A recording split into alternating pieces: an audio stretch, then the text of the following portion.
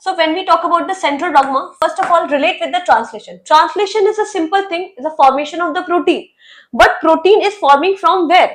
The protein is forming from that mRNA, the codons which are in that mRNA, right? A messenger RNA that is carrying particular codon, and that particular codon, as we have called in the genetic codon chapter, are specific for that specific amino acids, right?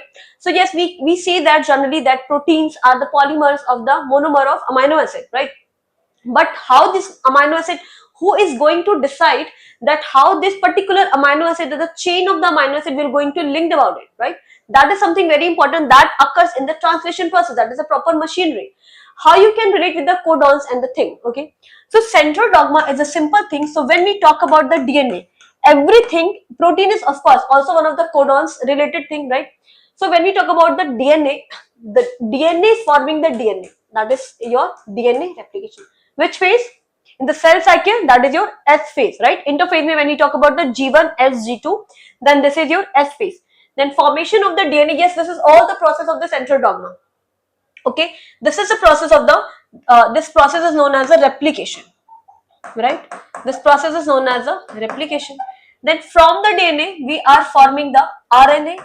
Which kind of RNA? Mainly your mRNAs. Okay, of course, there are so many types of RNA actually. Majorly, we will talk about the three types of RNA, that is messenger RNA, transfer RNA, and ribosomal RNA. We'll talk about it in the translation process one by one. Okay, but here we just limit ourselves into that central dogma. So DNA to RNA, what it is process known as a transcription. This process is known as a transcription. From RNA, when we are making the protein,